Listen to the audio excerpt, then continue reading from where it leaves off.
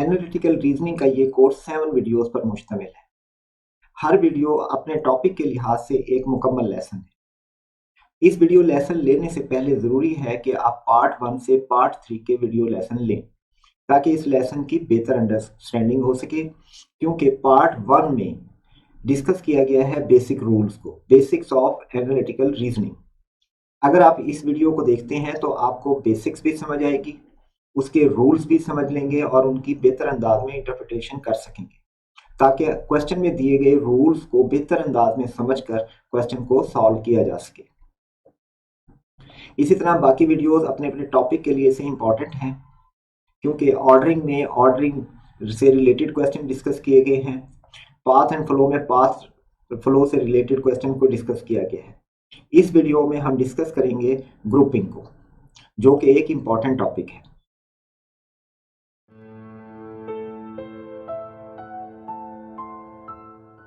Grouping question क्या होते हैं? ग्रुपिंग के क्वेश्चन में आप दिए गए एलिमेंट्स को रूल्स को मद्देनजर रखते हुए मुख्तलिफ ग्रुप्स में तकसीम करते हैं। यानी कि आपको कुछ एलिमेंट्स दिए जाते हैं, जैसे कि कुछ पर्सन्स हैं, उनको कुछ रूल्स की मदद से हम मुख्तलिफ छोटे छोटे ग्रुप्स में डिवाइड करते हैं। मसलन हम 2 ग्रुप्स बनाते हैं और फिर हमारे पास रूल होते हैं कि कुछ क्राइटेरिया के मुताबिक कुछ लोग ग्रुप 1 में आएंगे और कुछ लोग ग्रुप 2 में आएंगे। इसको कहते हैं ग्रुपिंग। यानी कि हम एक्चुअली क्या कर रहे हैं, पार्टीशनिंग कर रहे हैं कि जो टोटल एलिमेंट्स हैं उनको पार्टीशनिंग करके डिफरेंट ग्रुप्स में हमने अरेंज करना होता है।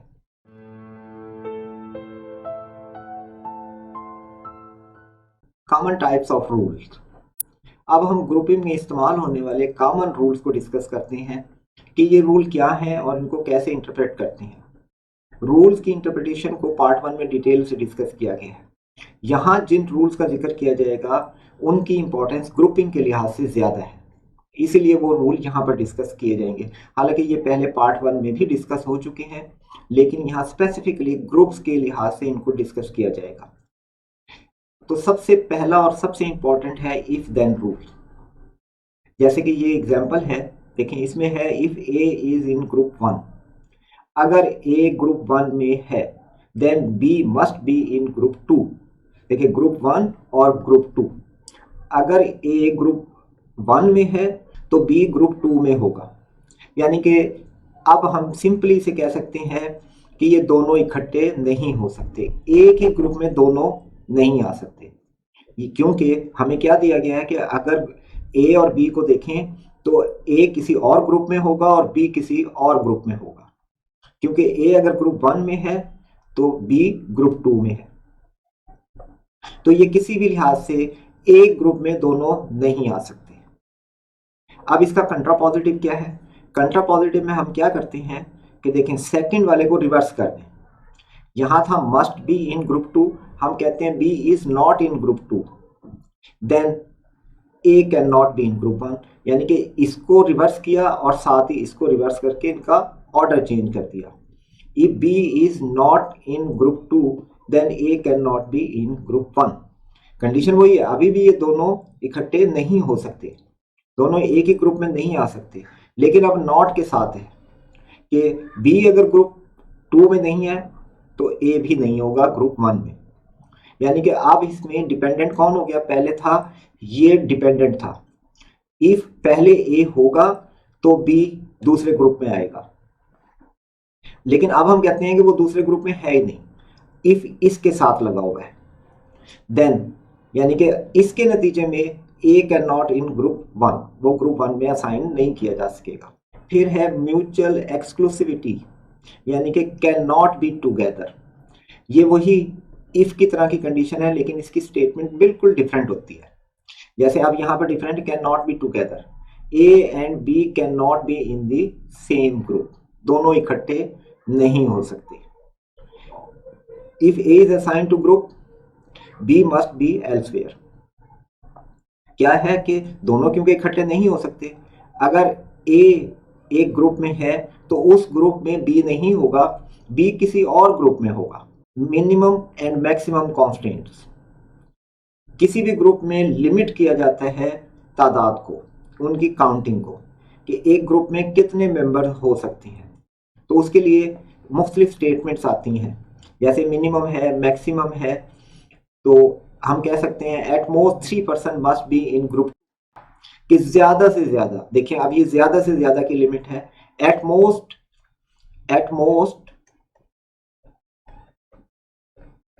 3%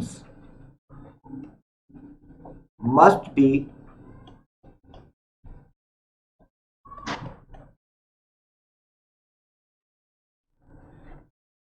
टू।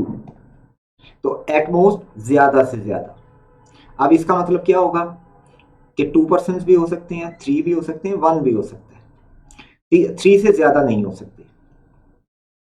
फिर इसी तरह at least 1% must be in group 1, कि ग्रुप 1 में कम से कम 1% जरूर होगा, ये एटलीस्ट की कंडीशन है।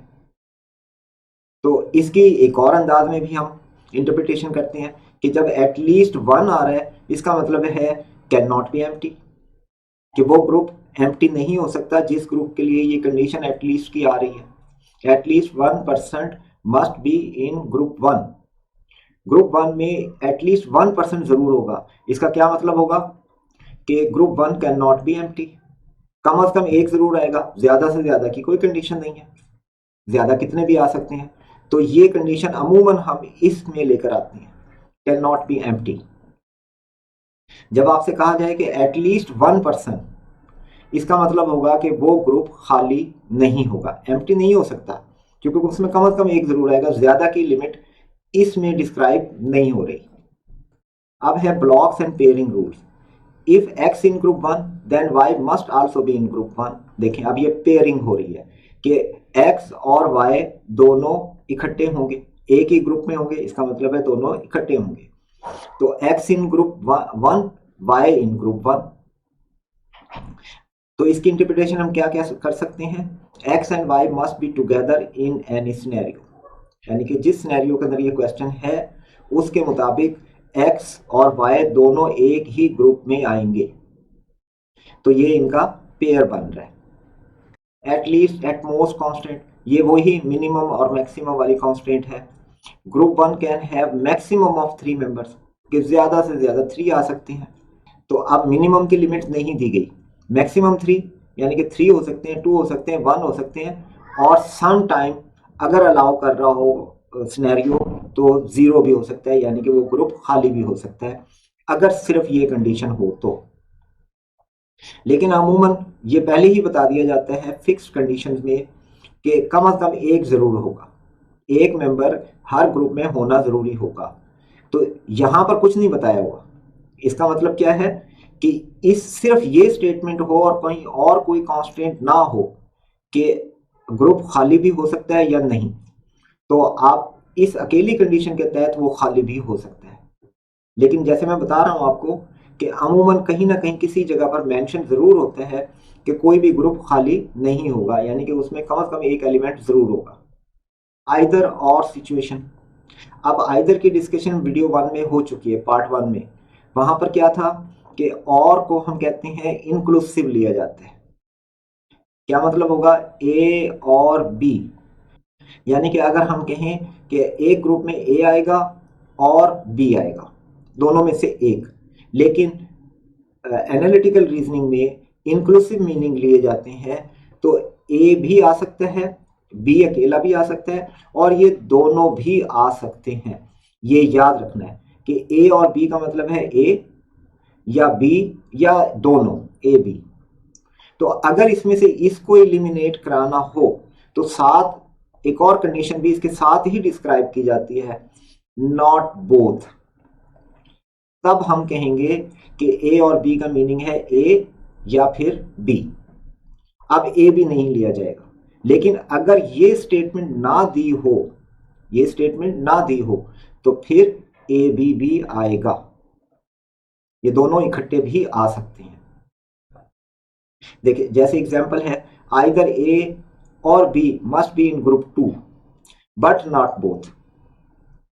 तो क्या मतलब होगा, ग्रुप 2 में ए आ सकता है अकेला, बी भी अकेला आ सकता है, और अगर ये स्टेटमेंट ना दी हो तो फिर ये दोनों भी आ सकते, यानी कि सिर्फ स्टेटमेंट इतनी होती, आइदर ए और B must be in group 2 तो हम मतलब ये लेते हैं कि ग्रुप 2 में ए भी आ सकता है अकेला, बी भी आ सकता है अकेला, और दोनों भी आ सकते हैं।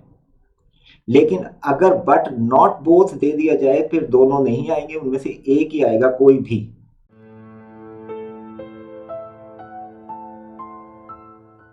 सॉल्विंग ग्रुपिंग क्वेश्चन, तो पहले सबसे पहले ये होता है टाइप ऑफ ग्रुप को देखा जाए कि ग्रुप की टाइप क्या है। मसलन फिक्स्ड ग्रुप है जिसमें साइजेस डिफाइन कर दिए जाते हैं कि हर ग्रुप में इतने मेंबर आएंगे, तो वो फिक्स्ड ग्रुप हो जाता है कि ग्रुप्स कितने होंगे और हर ग्रुप में कितने मेंबर्स होंगे। फिर है floating groups, the number of group और size of groups are not fix, यानी कि अब डिपेंड करता है कंडीशन पर कि कितने ग्रुप बनते हैं और हर ग्रुप में कितने मेंबर्स हो सकते हैं या कितने एलिमेंट्स उस ग्रुप में आ सकते हैं, उसको हम कहते हैं फ्लोटिंग ग्रुप्स। ओवरलैपिंग ग्रुप्स, इस टाइप के ग्रुप में मेंबर्स ओवरलैप करते हैं, यानी कि कोई एक मेंबर दो या दो से ज्यादा ग्रुप्स में भी आ सकता है, सेम पर्सन। यानी कि अगर हम कहें कि ग्रुप 1, ग्रुप 2 और ग्रुप 3, इसमें ए इसमें भी आ सकता है, इसमें भी आ सकता है और से के इसमें भी आ सकता है, तो ये तीनों ओवरलैप कर रहे हैं। एक कॉमन मेंबर है जो तीनों में मौजूद है, तो ये भी कंडीशंस के तहत होता है कि ग्रुप किस टाइप का है। कंडीशंस को देख के पता लगता है कि किस टाइप का ग्रुप है, क्या एलिमेंट्स को डिफरेंट ग्रुप्स में रखा जा सकता है या नहीं, या सिर्फ ये होगा कि जो मेंबर एक ग्रुप में आ गया वो दूसरे में नहीं आएगा, तो वो ओवरलैपिंग ग्रुप नहीं होगा। ओवरलैपिंग ग्रुप में एक मेंबर मल्टीपल ग्रुप्स में आ सकता है। फिर है रीड दी रूल्स केयरफुली, ये सबसे इंपॉर्टेंट है। सबसे ज्यादा गलतियां जो एनालिटिकल रीजनिंग में स्टूडेंट्स करते हैं वो होती है इंटरप्रिटेशन ऑफ रूल्स, कि गौर से पढ़कर उनको सही इंटरप्रेट नहीं किया जाता, जिसकी वजह से फिर सारे क्वेश्चन गलत होना शुरू हो जाते हैं। रूल ही तो बेस है सारे क्वेश्चन की, अगर वो आपने गलत पढ़ लिया या गलत इंटरप्रेट कर लिया तो क्वेश्चन कैसे सही हो सकते हैं। तो सारे क्वेश्चन भी गलत हो सकते हैं, या कम से कम जहां वो रूल इस्तेमाल हो रहा है वो क्वेश्चन तो लाजमी गलत हो जाएगा। तो इसलिए इंपॉर्टेंट चीज है कि रूल्स को केयरफुली पढ़ें। जैसे कंडीशनल स्टेटमेंट को देखा जाए, if X in group 1 then Y must be in group 2, तो फिर इसको इंटरप्रेट भी उसी के लिहाज से करें कि सिचुएशन क्या बन रही है, इसका क्या मतलब है।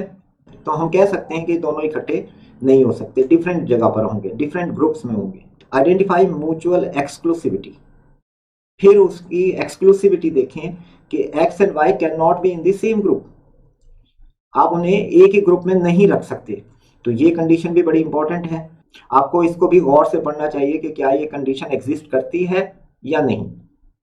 फिर मिनिमम मैक्सिमम की कॉन्स्टेंट्स की कंडीशंस हैं, तो उनको भी आप पढ़ेंगे भी समझेंगे भी, और बेहतर ये होता है कि लिमिट को देखकर आप नंबर ऑफ एलिमेंट्स को नोट कर लें। मसलन वो कहते हैं ना मैक्सिमम ऑफ 3, तो आप कहेंगे कि इसमें 1 आ सकता है, 2 आ सकता है, 3 आ सकता है। फिर है क्रिएट ए विजुअल डायग्राम, बाज क्वेश्चन में जरूरी होता है कि उनको विजुअली देखा जाए, खास तौर पे जो ओवरलैपिंग हो रही होती है वहां टेबल्स इंपॉर्टेंट हो जाती हैं कि आप उनको किसी टेबल या चार्ट में अरेंज कर लें एलिमेंट्स को।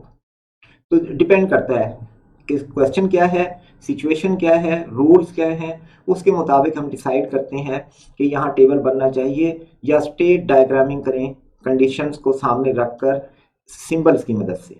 फिर है apply the rules and make deductions, rules को अप्लाई करेंगे क्वेश्चन पर, हर ऑप्शंस को देखें, रूल्स अप्लाई करें, और सम टाइम हमें जरूरत होती है क्रॉस लिंक कंडीशंस की, यानी कि दो रूल्स की मदद से एक और रूल भी बनाया जा सकता है। जैसे अगर हम कहें इफ ए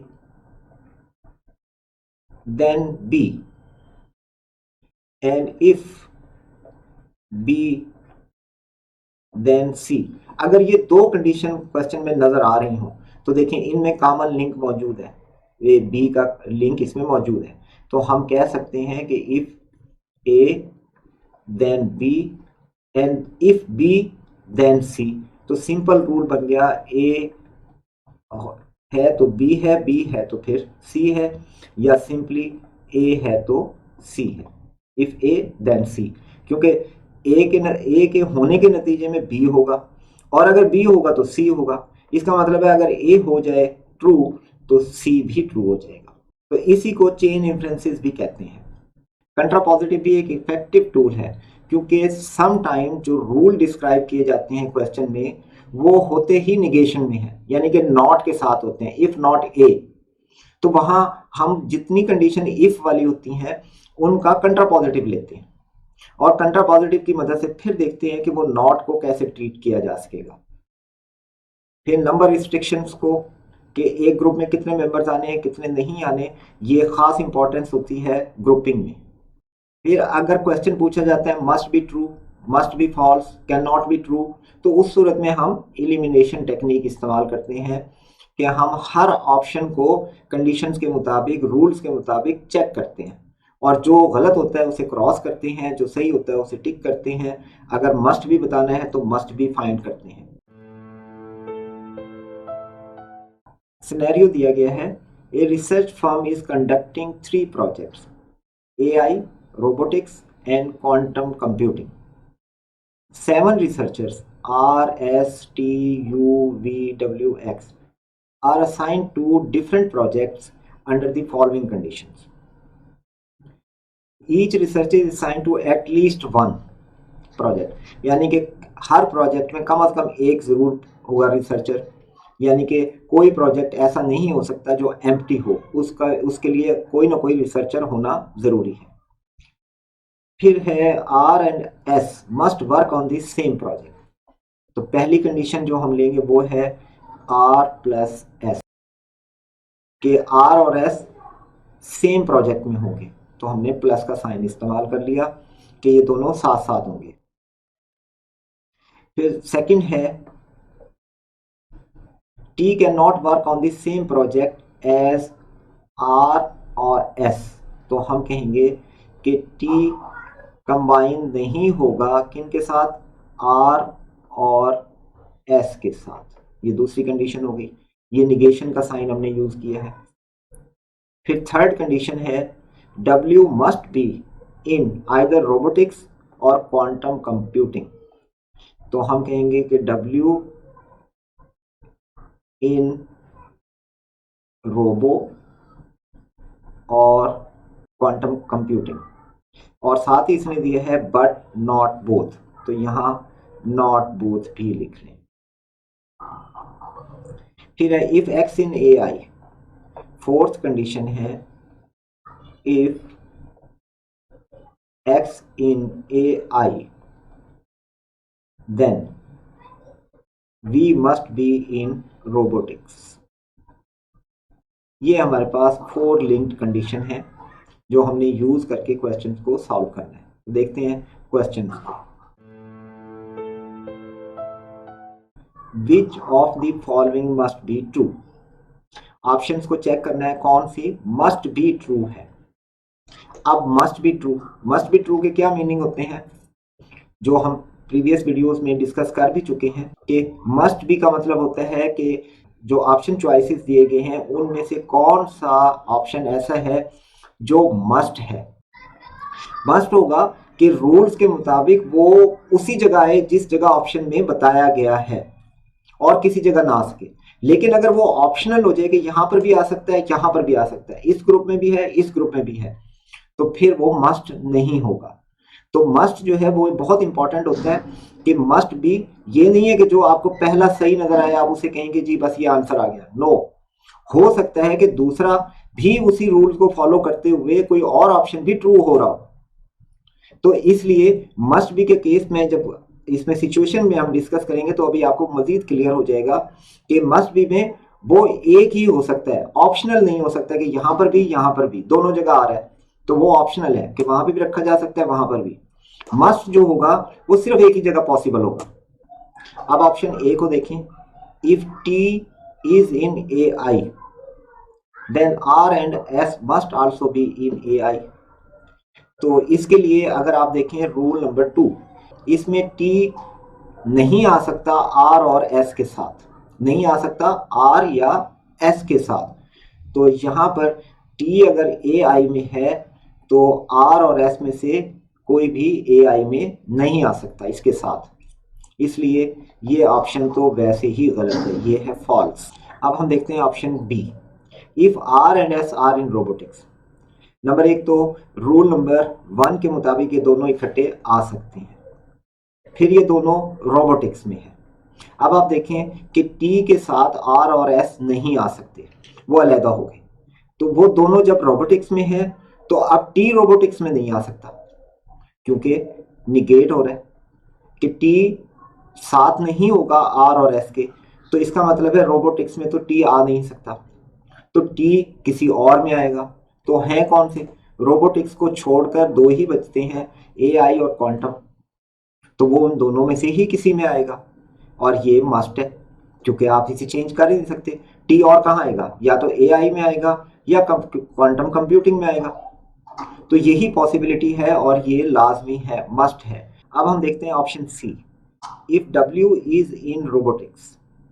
अब डब्ल्यू रोबोटिक्स में आ गया, यानी कि कंडीशन नंबर 3 को हम देखेंगे तो ये रोबोटिक्स में आ सकता है या क्वांटम कंप्यूटिंग में आ सकता है, तो रोबोटिक्स में ये आ गया। एक्स इन ए आई, अब रूल नंबर 4 ये बताता है, लेकिन इसका रिलेशन डब्ल्यू के साथ कोई भी नहीं है, डब्ल्यू के साथ इसका कोई रिलेशन नहीं है कि अगर एक्स ए आई में है तो उससे डब्ल्यू को क्या फर्क पड़ता है, डब्ल्यू को तो कोई रिलेशन ही नहीं है इसके साथ, तो इसका मतलब है ये ऑप्शनल है, क्योंकि ये हो भी सकता है नहीं भी हो सकता, क्योंकि इनका कोई डायरेक्ट लिंक नहीं है, हम प्रिडिक्ट ही नहीं कर सकते कि ये होगा या नहीं होगा, क्योंकि ये सर्टन नहीं है, ये ऑप्शनल है, इसलिए इसका आंसर नहीं हो सकता। If V is in A I, V A I में है, then X must be in robotics.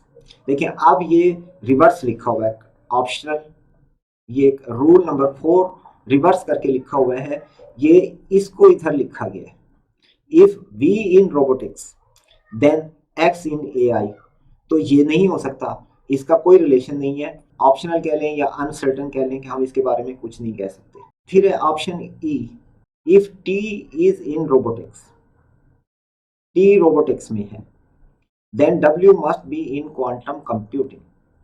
अब डब्ल्यू का और टी का रिलेशन देखिए, डब्ल्यू और टी का कोई रिलेशन नहीं है, तो कैन नॉट बी प्रेडिक्टेड, तो मस्ट तो नहीं हो सकता ना, इसलिए ये मस्ट ना होने की वजह से गलत है, तो इस क्वेश्चन का आंसर हुआ ऑप्शन बी।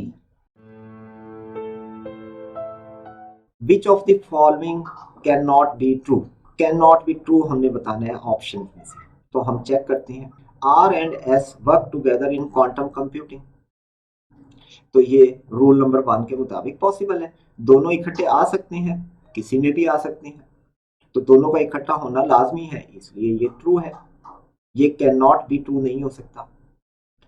फिर है X works in AI while V works in robotics, yes, ये कंडीशन नंबर 4 है, ये भी ट्रू है। V works in quantum computing while X in AI, तो अब आप देखें कि ये वी अगर क्वांटम कंप्यूटिंग में है तो एक्स वर्क्स इन एआई, इनका कोई लिंक नहीं है। देखें X in AI then V should be in robotics, जबकि ये क्वांटम कंप्यूटिंग में है, तो ये गलत है, यही इसका आंसर है। हमने बताना था कैन नॉट बी ट्रू यानी कि फॉल्स, तो ये फॉल्स है सी, कि V works in quantum computing while X works in AI, अगर एक्स एआई में है तो वी को रोबोटिक्स में होना चाहिए था, तो ये ऑप्शन रॉन्ग है, कैन नॉट बी ट्रू है, और हमने यही बताना था, इसलिए ये इसका करेक्ट आंसर बनता है। फिर डी ऑप्शन है, अब देखें D option, T and W work together in quantum computing, quantum computing में टी के साथ आर और एस नहीं आ सकते, सिर्फ ये कंडीशन दी गई है हमें। फिर डब्ल्यू की कंडीशन है कि ये रोबोटिक्स और क्वांटम कंप्यूटिंग में होगा, तो ये तो ठीक है, ये हो सकता है, हो सकता है, लेकिन क्वांटम कंप्यूटिंग के बजाय ये तो रोबोटिक्स में भी हो सकता है, तो ये भी ऑप्शनल है और एक्चुअली ये ट्रू है कि ये हो सकता है, हो सकता है, और हमने कैन नॉट बी ट्रू बताना था, इसलिए ये तो इसका आंसर बन नहीं सकता। यू इज इन ए आई, ये यू वाइल्ड है, तो ये पॉसिबल भी है, नॉट पॉसिबल भी है, तो कैन नॉट बी ट्रू नहीं हो सकता, ये पॉसिबल भी हो सकता है, तो इसलिए हमने बताना था कैन नॉट बी ट्रू और सी कैन नॉट बी ट्रू है कि ये करेक्ट नहीं है, इसलिए इस क्वेश्चन का आंसर हुआ option C. If X is in A I which of the following must be true. अब मस्ट बी ट्रू बताना है। तो देखें एक्स अगर ए आई में है तो रूल के मुताबिक वी को रोबो में होना चाहिए, तो वी रोबो में यहाँ आ गया और ये मस्ट है क्योंकि ये डिराइव्ड फ्रॉम ग्लोबल कंडीशन है। ग्लोबल कंडीशन, ये ग्लोबल कंडीशन दी हुई है, इसके मुताबिक ये ट्रू है और ये मस्ट है क्योंकि अगर एक्स ए आई में आएगा तो वी रोबोटिक्स में आएगा, इसलिए ये आंसर बनता है। फिर अगर आप चेक करें बी को, W is in quantum computing, तो ये तो ऑप्शनल है। रूल नंबर 3 के मुताबिक देखें कि W रोबो में या क्वांटम कंप्यूटिंग में आ सकता है, तो ठीक है, ये आ भी सकता है और नहीं भी आ सकता क्योंकि ये रोबोटिक्स में भी आ सकता है। तो W जो है वो यहाँ पर ऑप्शनल है कि वो क्वांटम कंप्यूटिंग में आए या रोबोटिक्स में आए, तो ये मस्ट तो नहीं हो सकता क्योंकि ये दो में पॉसिबल है, यहाँ पर लाजमी नहीं है। लेकिन V के केस में जो ए ऑप्शन में था वहां V ने सिर्फ रोबोटिक्स में आना है अगर ए की एक्स की कंडीशन हो तो W जो है वो ऑप्शनल होने की वजह से मस्ट बी ट्रू नहीं हो सकता। अब देखें option C, T is in A I. अब T की कोई कंडीशन नहीं है कि वो किस में होगा किस में नहीं होगा, तो ये ऑप्शनल है, तो इसलिए ये भी इसका आंसर नहीं बन सकता। फिर डी ऑप्शन देखें, R and S are in A I. R और S इकट्ठे आ सकते हैं, यस आ सकते हैं। क्या ये ए आई में आएंगे? हो सकता है कि ये आ सकें या नहीं आ सकें, इसलिए ये भी ऑप्शनल होने की वजह से गलत हो गया। U is in robotics, U तो है ही वाइल्ड, तो वो किसी के अंदर भी आ सकता है, वो रोबोटिक्स में आ भी सकता है, नहीं भी आ सकता, किसी और में भी जा सकता है, इसलिए ये भी गलत है क्योंकि हमने मस्ट भी बताना था, जबकि ये तमाम ऑप्शंस ऑप्शनल हैं कि ये हो भी सकते हैं और नहीं भी। लेकिन ए ऑप्शन सिर्फ और सिर्फ यही होगा कि लाजमी तौर पे वी ने रोबोटिक्स में आना है, इसलिए इस क्वेश्चन का आंसर हो गया option A. Which of the following must be false. अब मस्ट बी फॉल्स बताएं। ए ऑप्शन को देखें, R and S are in robotics. अब कंडीशंस के मुताबिक R और S इकट्ठे आ सकते हैं, तो ये तो ठीक है, और ये रोबोटिक्स में हो भी सकते हैं। While W is in quantum computing. अब क्वांटम कंप्यूटिंग में W और W क्वांटम कंप्यूटिंग में आएगा या रोबोटिक्स में आएगा, तो ये भी पॉसिबल है, लेकिन ये रोबोटिक्स में भी आ सकता है, तो इसका मतलब है ये फॉल्स नहीं है, ये सिर्फ ऑप्शनल है कि क्वांटम कंप्यूटिंग में पॉसिबल है और R और S रोबोटिक्स में है, ये भी ठीक है, तो इसका मतलब ये ऑप्शनल है, मस्ट बी फॉल्स नहीं है, हो भी सकता है। B option, X is in A I, V is in robotics, ये तो ट्रू है रूल नंबर 4 के मुताबिक। If X in A I V is in robotics, yes ये ट्रू है। फिर C option, T is in A I while W is in quantum computing. T अगर A I में है, यस पॉसिबल है, W quantum computing में possible है, लेकिन W तो रोबोटिक्स में भी आ सकता है, तो ये वैसे ही पॉसिबल होने की वजह से मस्ट बी फॉल्स तो नहीं हो सकता, इसलिए ये भी इसका आंसर नहीं हो सकता। फिर डी है, U is in robotics. U तो वाइल्ड है, किसी में भी आ सकता है, इसलिए ये तो मस्ट बी फॉल्स नहीं हो सकता। और इस तरह से W जो है वो क्वांटम कंप्यूटिंग या रोबोटिक्स किसी में भी आ सकता है, फॉल्स नहीं है, इसलिए ये भी इसका आंसर नहीं होगा। T is in robotics with only R। अब R की कंडीशन क्या है? R की कंडीशन नंबर 1 के मुताबिक R और S ने इकट्ठे आना है, तो यहाँ पर S नहीं है, इसलिए ये फॉल्स है, ये नहीं हो सकता, ये मस्ट भी फॉल्स है क्योंकि R और S ने कंडीशन नंबर 1 जो कि ग्लोबल कंडीशन है उसके मुताबिक R और S ने कंबाइन होना था, एक ही ग्रुप में इकट्ठे आना था, और यहाँ पर सिर्फ ओनली R है, इसलिए ये फॉल्स है और हमने फॉल्स ही बताना था। इसलिए इस क्वेश्चन का आंसर है option E. A tech conference has 3 discussion panels: cybersecurity, AI ethics, and blockchain. There are 6 speakers P, Q, R, S, T, and U. The following conditions apply.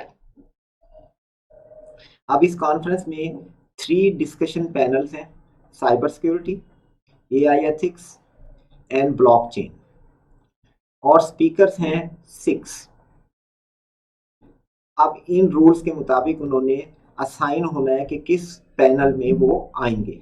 Each speaker is assign to at least 1 panel, यानी कि कोई भी panel खाली नहीं होगा, कोई ना कोई स्पीकर उसमें मौजूद होगा। फिर फर्स्ट कंडीशन है if P is on AI, if P AI ethics में है, then Q must also be in AI ethics, then Q AI ethics में होगा। यानी कि इन दोनों ने अगर P AI में आ गया तो ये दोनों इकट्ठे ही होंगे। लेकिन अगर P AI के बजाय किसी और ग्रुप में है तो ये जरूरी नहीं है कि Q उसके साथ आए, यानी कि ये सिर्फ AI में इकट्ठे हो सकते हैं। किसी और ग्रुप में अगर P चला गया तो जरूरी नहीं है कि Q उसके साथ आए। नंबर 2 कंडीशन है if R is on cyber security, if R is equal to cyber security, then S cannot be on blockchain, then S not in blockchain. फिर थर्ड कंडीशन है at least 2 in each channel,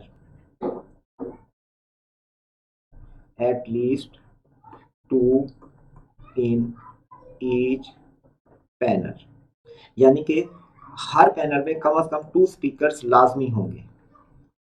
फिर fourth condition है if U is on cyber security, if cyber security, then T must be on AI ethics, then T is equal to AI ethics।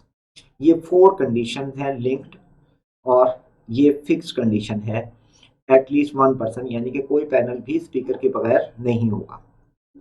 अब हम question करते हैं इसके। विच of the following must be true, ये हमारे पास rules का set है। विच of the following must be true, must be true बताना है। If P is on AI ethics, अगर P AI एथिक्स में है, यानी कि कंडीशन नंबर 1, रूल नंबर 1 को फॉलो किया जा रहा है, then Q must also be on AI ethics, yes, then Q in AI ethics. ये बिल्कुल करेक्ट है और मस्ट भी है, क्योंकि ये ग्लोबल कंडीशन से डायरेक्ट आ रहा है कि अगर P AI एथिक्स में होगा तो Q भी उसी में होगा, इसलिए ये बिल्कुल करेक्ट है और मस्ट बी ट्रू है। जब इस तरह के बिल्कुल क्लियर मस्ट बी ट्रू मिल जाते हैं तो बाकी ऑप्शंस को चेक करने की जरूरत नहीं होती, लेकिन हम for the sake of knowledge इसको डिस्कस कर लेते होते हैं कि बाकी ऑप्शन को भी चेक करें। If T is on AI ethics, अब T आ गया है, then U must be on cyber security. T के लिए कोई रूल नहीं है कि अगर वो AI एथिक्स में आएगा तो क्या होगा। U का सिर्फ ये है कि अगर U साइबर सिक्योरिटी में होता तो T AI में होगा, लेकिन यहाँ पर रिवर्स दिया गया है। If T is on AI ethics, अगर T AI एथिक्स में है तो U लाजमी तौर पे साइबर सिक्योरिटी में होगा, तो ये रिवर्स ट्रू नहीं होता, कंट्रा पॉजिटिव ट्रू होता है, दोनों को निगेट करें। लेकिन यहाँ पर ऑर्डर बदल दिया गया, इफ की कंडीशन अब T पर है जबकि यहाँ इफ की कंडीशन U पर है, तो इसलिए ये करेक्ट नहीं हो सकता। सी ऑप्शन है if R is on cyber security, R cyber security में है, देन यानी कि अब कंडीशन नंबर 2 को देखा जाएगा। If R is on cyber security then S must be on blockchain, S blockchain में नहीं हो सकता, ये फॉल्स है। फिर है if Q is on blockchain, blockchain में क्यू है, क्यू के लिए कोई कंडीशन नहीं है, जब इसकी कोई डायरेक्ट कंडीशन लिंक ही नहीं कर रही आर को और क्यू को, तो इसका मतलब है कि ये मस्ट बी ट्रू नहीं हो सकता, ये ऑप्शनल हो सकता है। If Q is in on blockchain then R must be on cyber security, तो इसलिए ये ऑप्शनल होने की वजह से गलत है, मस्ट बी नहीं है। If P is on cyber security, P अगर साइबर सिक्योरिटी में है तो इसकी कोई कंडीशन नहीं है, then T must be on AI ethics, तो टी के साथ पी का कोई रिलेशन नहीं है, नो रूल, इसलिए ये भी पॉसिबल नहीं है। ऑप्शनल हो सकता है लेकिन मस्ट की कंडीशन के साथ ये नहीं होगा, तो इसलिए इस क्वेश्चन का आंसर है option A. If R is on cyber security which of the following must be true. अब देखें यहां पर है condition number 2, R is in cyber security then S cannot be in blockchain। तो अगर R साइबर सिक्योरिटी में है और मस्ट बी ट्रू बताना है तो R के साथ लिंक है S की condition, S is on AI ethics और साइबर सिक्योरिटी। जाहिर है जब S ने ब्लॉकचेन में नहीं आना तो कहाँ आएगा, बाकी दोनों ही दो पैनल है ना, AI एथिक्स और साइबर सिक्योरिटी, तो जाहिर है अगर R साइबर सिक्योरिटी में आ गया तो S ब्लॉकचेन में तो जाएगा नहीं, तो फिर वो AI एथिक्स में जाएगा या साइबर सिक्योरिटी में, और ये मस्ट है, इन दोनों में से किसी एक में उसे जाना होगा, तो इसलिए इस क्वेश्चन का आंसर है ऑप्शन ए। तो बाकियों को आप चेक भी कर सकते हैं, मसलन देखें बी ऑप्शन है T is on AI ethics, R का और टी का, आर और टी का कोई डायरेक्ट लिंक नहीं है, तो इसलिए ये ऑप्शनल हो सकता है लेकिन ये मस्ट बी ट्रू नहीं हो सकता। सी है P is on cyber security, इसका भी कोई डायरेक्ट आपस में लिंक नहीं है पी और आर का, तो इसलिए ये भी ऑप्शनल हो सकता है, मस्ट ट्रू नहीं हो सकता। You is on cyber security, cyber security तो टी के साथ इसका लिंक है, आर के साथ नहीं है, ये भी मस्ट भी नहीं हो सकता, ऑप्शनल पॉसिबल है। आर और क्यू का देखें कोई लिंक है, नो रिलेशन, आपस में कोई रिलेशन नहीं है, तो ये अनसर्टेन हो जाता है, मस्ट बी ट्रू तो नहीं होगा ना। फिर which of the following must be false, अब हमने मस्ट बी फॉल्स बताना है। Option A U is on cyber security while T is on AI ethics, yes ये पॉसिबल है, ये पॉसिबल है लेकिन हमने तो मस्ट बी फॉल्स बताना है इसलिए ये गलत हो गया। P is on AI ethics, P अब AI ethics में है, ये रूल नंबर 1 को देखें। Q is on AI ethics, yes ये ट्रू है, ये मस्ट बी फॉल्स नहीं हो सकता, आंसर नहीं होगा हमारा, वैसे ये ट्रू है।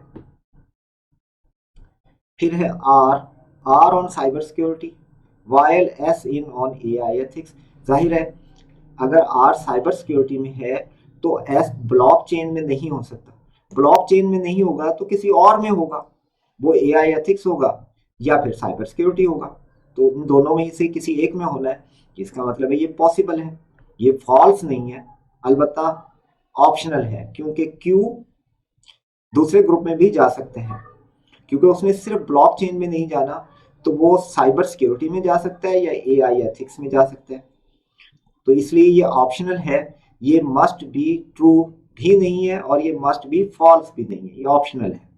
अब सी ऑप्शन को देखें, R is on cyber security while S is on AI ethics, ये बिल्कुल ट्रू है क्योंकि S अगर R साइबर सिक्योरिटी में हो तो कंडीशन नंबर 2 के मुताबिक S ब्लॉकचेन में नहीं हो सकता, तो ब्लॉकचेन में नहीं होगा तो कहाँ होगा, तो वो फिर AI एथिक्स में होगा या फिर साइबर सिक्योरिटी में होगा, तो ये ऑप्शनल है, ट्रू है, मस्ट बी फॉल्स नहीं है। ये ऑप्शनल जरूर है, ये मस्ट बी ट्रू भी नहीं है क्योंकि ये एथिक्स की जगह पर साइबर सिक्योरिटी भी आ सकती है, तो ये ऑप्शनल है, ना मस्ट बी फॉल्स है ना मस्ट बी ट्रू है, इसलिए ये हमारा आंसर नहीं हो सकता, हमने मस्ट बी फॉल्स बताना है, ये ट्रू जरूर है, मस्ट बी ट्रू नहीं है। और जाहिर है जब ये ट्रू है तो मस्ट बी फॉल्स तो नहीं हो सकता। फिर option D, only R is on cyber security. Condition number 3 को देखिए, एटलीस्ट 2 इन ईच पैनल, अकेला नहीं हो सकता, ओनली आर, इसलिए ये मस्ट बी फॉल्स है और यही हमारा आंसर है। Option E, Q is not on blockchain, Q blockchain में नहीं है, while P is on AI ethics, जबकि पी एआई एथिक्स में है। तो नॉट ऑन ब्लॉकचेन, तो नॉट इन ब्लॉकचेन ही होना चाहिए क्योंकि क्यू ने एआई में होना है, तो वो ना तो साइबर सिक्योरिटी में है और ना ही ब्लॉकचेन में है, तो ये भी सही लिखा हुआ है। और पी एआई एथिक्स में है, तो इसका मतलब है ये भी ट्रू है। तो हमने मस्ट बी फॉल्स बताना था, इसलिए ये भी आंसर नहीं होगा। तो इस क्वेश्चन का आंसर हुआ ऑप्शन डी। अब नेक्स्ट क्वेश्चन है, विच of the following is a valid inference. अब कौन सा वैलिड इन्फ्रेंस बन सकता है दिए गए चॉइसेस में से। If P is on AI ethics, option A है, if P is on AI ethics then Q must not be on blockchain. Yes, ये बिल्कुल ट्रू है, क्योंकि अगर रूल नंबर 1 को देखें तो पी अगर एआई एथिक्स में है तो क्यू भी इसी में होना चाहिए, तो जाहिर है वो एआई में होगा तो ब्लॉकचेन में तो नहीं होगा ना।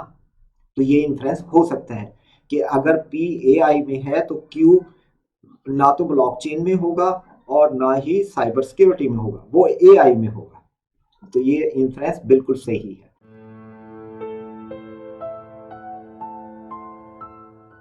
सिलेक्शन क्वेश्चन वो क्वेश्चन होते हैं जिनमें एक बड़े ग्रुप में से, यानी कि एक पूल ऑफ एलिमेंट्स में से एक सबसेट सिलेक्ट करना होता है।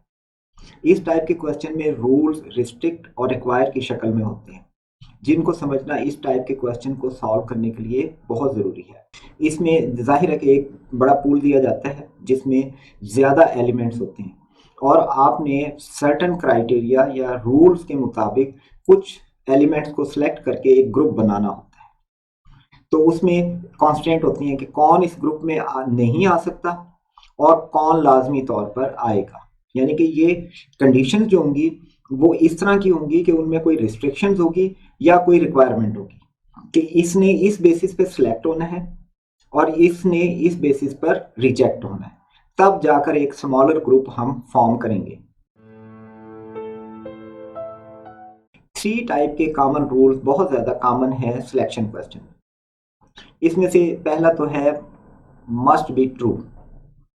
मस्ट बी ट्रू का मतलब होता है कि जो ऑप्शंस आपको दिए गए हैं, 5 ऑप्शन चॉइसेस जो आपको दिए गए हैं, उनमें से एक ऑप्शन आपने चूज करना है जो उस क्वेश्चन में दी गई कंडीशन और ग्लोबल कंडीशंस को मद्देनजर रखते हुए हर हाल में ट्रू होता है, वो ही होगा सिर्फ। यानी कि उसको ऑप्शनल नहीं बनाया जा सकता कि ये तो यूं भी हो सकता है और ये यूं भी हो सकता है। बेशक इन कंडीशन में ये सही है लेकिन इसके साथ ये भी हो सकता है, तो वो मस्ट भी नहीं होगा। फिर मस्ट भी के लिए जरूरी होता है कि वो ग्लोबल कंडीशंस और जो लोकल कंडीशंस आपको दी गई हैं उस क्वेश्चन में, उनके मुताबिक सिर्फ और सिर्फ एक ही पॉसिबिलिटी होती है जो कि मस्ट भी होती है। तो इस केस में जब मस्ट बी का क्वेश्चन आता है, मस्ट बी ट्रू का क्वेश्चन आता है, तो आपको मोर देन 1 ऑप्शन सही लगते हैं, लेकिन उनमें से बेशतर ऑप्शनल होते हैं कि वो सर्टेन कंडीशन में चेंज हो सकते हैं। ग्लोबल कंडीशन और लोकल कंडीशंस को अगर आप यूज करें तो मालूम होता है कि वो इस प्लेस में भी आ सकता है, इस प्लेस में भी आ सकता है, वो सिलेक्ट हो भी सकता है, नहीं भी हो सकता, तो उसे हम मस्ट नहीं कहेंगे। लेकिन वो ऑप्शन बिल्कुल मस्ट होगा जो गिवन कंडीशंस और ग्लोबल कंडीशंस के मुताबिक हर हाल में सिलेक्ट होगा, या अगर रिजेक्ट पूछा जाता है तो रिजेक्ट होगा। तो इसलिए मस्ट बी के केस में बड़ा कॉन्शियस रहना होता है कि आपको ऑप्शन सही नजर आते हैं, लेकिन उनमें से एक सिर्फ मस्ट होता है, बाकी सब ऑप्शनल होते हैं। इसी तरह से कुड बी ट्रू, ये इसका अपोजिट है, ये ऑप्शनल वाले को चूज करना होता है और मस्ट उसमें आता ही नहीं है। यानी कि अब इस केस में पूरे 5 ऑप्शन चॉइसेस में से सिर्फ और सिर्फ एक ही ऐसा होता है जो ट्रू होता है, बेशक वो ऑप्शनल होता है, तो उसको हम कहते हैं कुड बी ट्रू। अब जो कैन नॉट बी ट्रू है वो मस्ट बी ट्रू का रिवर्स है, उलट है। तो ये भी बिल्कुल उसी तरह से कि लाजमी तौर पे सिर्फ एक ही होगा जो रिजेक्ट हो सकेगा या कैन नॉट भी हो सकेगा, बाकी सब ऑप्शनल होंगे। उसके बाद आते हैं इफ देन। ये बहुत कॉमन कंडीशन है, if then statement. If A is selected then B is also selected। देखिए ये if then की कंडीशन है कि if A is selected B is also selected। इसको पहले भी हम डिस्कस कर चुके हैं, अब सिलेक्शन क्वेश्चन में भी इसका इस्तेमाल होना है। जैसे अब इसी को देखें, if A is selected then B must be selected।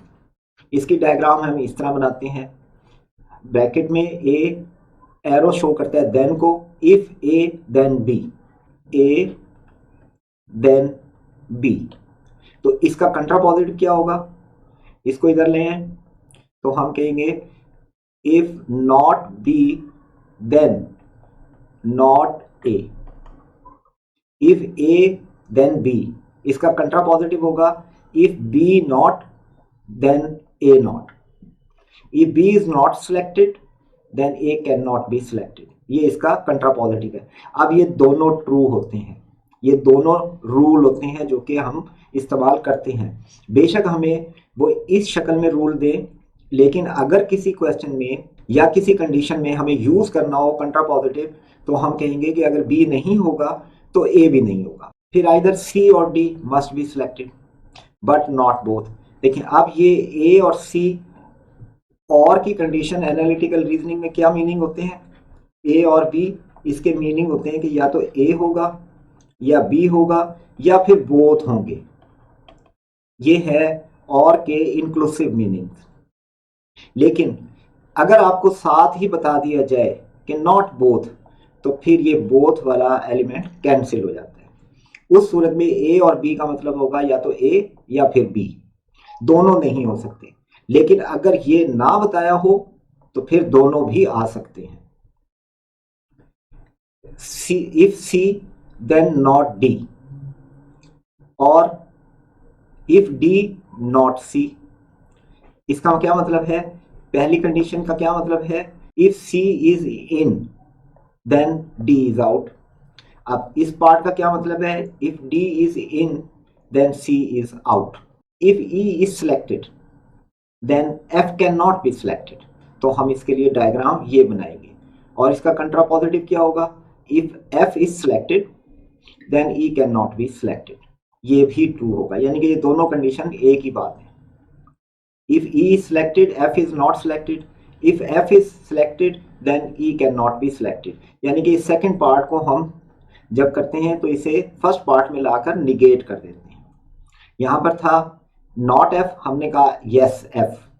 If F ये यस में था, इसको हमने नॉट में कर दिया। यानी कि इसको हम सिंपली कह सकते हैं if E then not F. अब इसका कंट्रापॉजिटिव क्या होगा, इफ एफ, यहां था if E then not F. अब हम कहेंगे इफ एफ, इसको अपोजिट करेंगे, नॉट के बजाय यस कर दिया, देन नॉट ई। ये इसका कंट्रापॉजिटिव है, और इन दोनों को ही हम इस्तेमाल कर, क्योंकि इन दोनों का मतलब एक जैसा है।